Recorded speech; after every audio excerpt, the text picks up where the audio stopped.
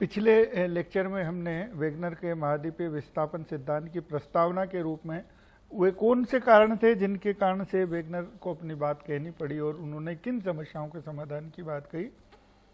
तो ध्यान में आता है कि महाद्वीपों के किनारे जितने वलित पर्वत है उनके निर्माण के साथ साथ धरातल पर जो जलवायु परिवर्तन के अवशेष हमको नजर आते हैं, जो प्रमाण नजर आते हैं, वो क्यों हुए, इस बात को लेकर वेगनर ने अपनी बात कही। उन्होंने पृथ्वी के निर्माण का जो इतिहास है उसको बताकर अपनी बात को कहने का प्रयास किया है। इन्होंने कहा कि परिवर्तन जो है वो दो रूप में हुए। वो पहली बात को स्पष्ट करने के लिए कहते हैं कि यदि स्पष्ट भाग एक जगह स्थिर रहे, सारे स्थल भाग एक जगह स्थिर रहे हों तो जलवायु कटिबंधों का स्थानांतरण होगा। जो जलवायु परिवर्तन के जो बात वो कहते हैं तो उसमें उनका ये मानना है कि जितने स्थल भाग हैं, अगर वे सारे के सारे स्थल भाग एक जगह पर स्थिर रहे हैं तो उनके स्थिर रहने के जो जिसको कह सकते हैं हम लोग कि या तो स्थल भाग एक जगह रहे या फिर उनका ये मानना है कि वो महाद्वीपों का खिसक, ये कटिबंधों का परिवर्तन हुआ होगा। तो एक बड़ी विडंबना सी उनके सामने खड़ी हो जाती है कि कैसे उसको इस भाग को या इस बात को वो जिसको कहते हैं अपन के स्पष्ट करे। तो उन्होंने कहा कि स्थल भाग एक जगह स्थिर नहीं रहे हैं, क्रमशः उनका जो वो है स्थानांतरण हुआ है, और जब स्थल भाग एक स्थान पर नहीं रहे तो निश्चित रूप से ये हुआ होगा कि जितने स्थल भाग है वो दूर मतलब एक स्थान से दूसरे स्थान पर खिसके हैं, और जो कटिबंध है जलवायु का कटिबंध, जब स्थल भाग खिसकता है तो निश्चित रूप से जलवायु के कटिबंध में भी परिवर्तन अपने आप स्वतः हो जाता है। और इसी बात को सबसे ज़्यादा स्ट्रेस देते हुए, इसी बात पर सबसे ज़्यादा जोर देते हुए वेगनर का कहना है कि एक स्थान कभी शीत जो कटिबंध है उसमें रहा, तो कभी उष्ण कटिबंध में रहा, तो कभी उपोष्ण जलवायु के क्षेत्र में रहा। तो उनका प्रत्यक्ष प्रमाण नहीं मिलते, लेकिन जितने प्रमाण वो जुटा पाए उनके आधार पर उन्होंने ये बताने का प्रयास किया। क्योंकि जब जलवायु परिवर्तन की बात करेंगे तो पहली जो उनकी समस्या जिसके समाधान की यहाँ पर हम बात करेंगे, तो निश्चित रूप से स्थल भाग के स्थानांतरण की बात उनको कहनी पड़ेगी, और स्थल भाग के स्थानांतरण के बिना जलवायु कटिबंधों का जो परिवर्तन उस क्षेत्र में होना है वो नहीं होगा। जैसे वो अंटार्कटिका में कोयले की बात करते हैं, तो कोयले का मतलब होता है बहुत बड़ी मात्रा में आपके ऐसे सघन वनों का क्षेत्र जहाँ पर बहुत अधिक मात्रा में वर्षा होती है, तेज धूप पड़ती है, ताकि वृक्षों का आकार बड़ा हो जाता है, वृक्ष बड़े हो जाते हैं। अब इस समस्या के समाधान के लिए कि अंटार्कटिका में कोयला क्यों पाया जाता है, इसके लिए आपको अंटार्कटिका कभी भूमध्य रेखा के क्षेत्र में रही होगी, ये बात साबित करनी पड़ेगी। तो इस बात को साबित करने के लिए उन्होंने ये कहा कि ये सारा का सारा अंटार्कटिका का वर्तमान जो क्षेत्र है कभी भूमध्य रेखा के निकट रहा है।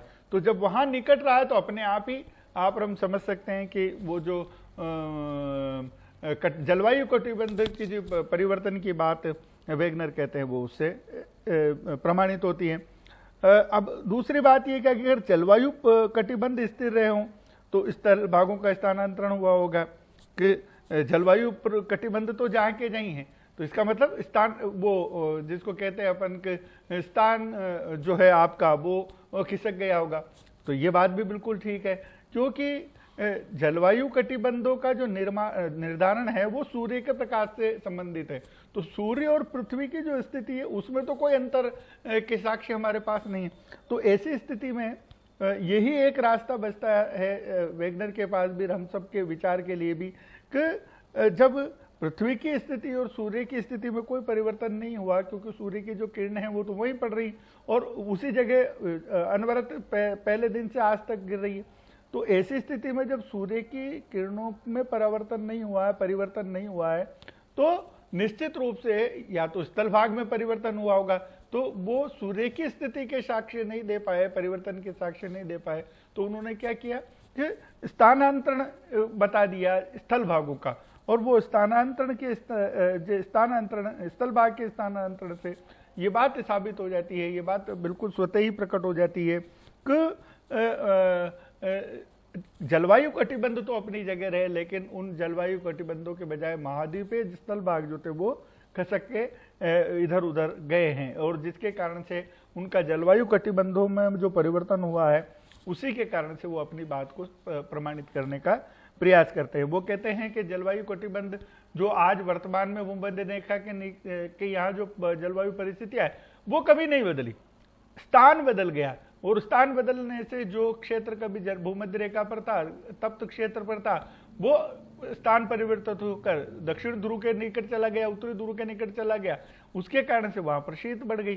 तो वर्तमान में जो शीत आपको नजर आती है, ठंड जो नजर आती है या कम न्यून तापमान नजर आता है, वो पहले कभी बहुत अधिक तापमान में रहा होगा, इस कारण से वहां पर कोयला पाया जाता है। तो ऐसा करके वो बहुत सारी चीजों का समाधान वो और भी बात कहते हैं।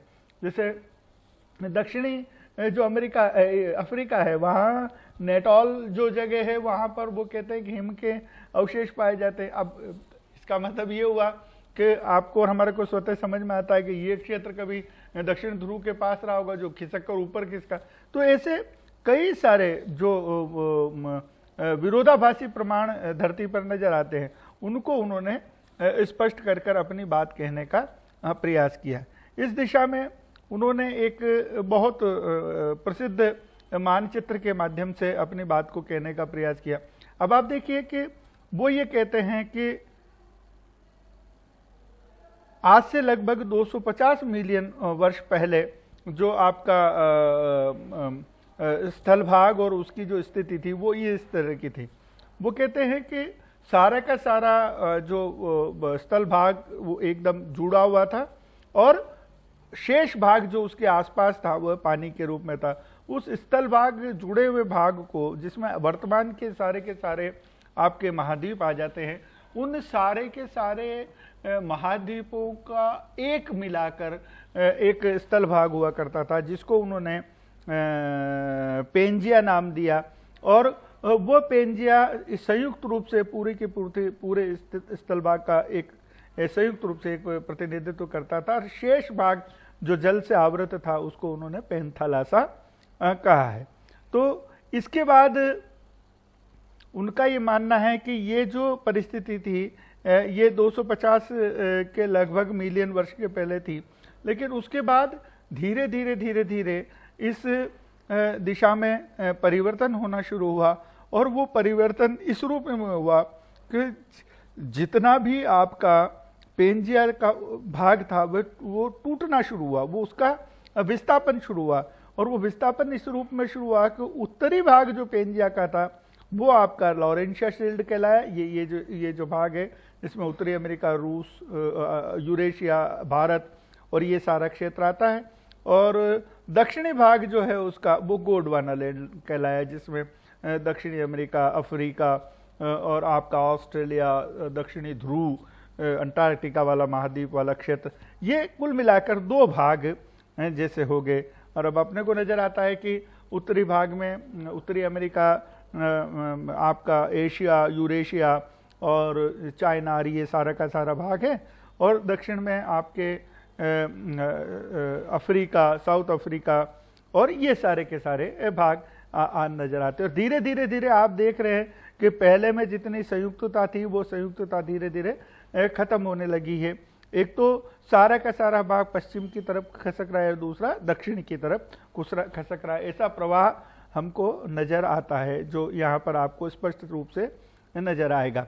उसके बाद जो तीसरा जो चित्र उन्होंने दिया वो जुरासिक काल का है। जुरासिक काल, इस काल को इसलिए कहा जाता है कि जितने भी डायनासोर और बड़े जीव थे इस काल की उपज माने जाते हैं। यहाँ पर इस बात को इन्होंने स्पष्ट करने का प्रयास किया है।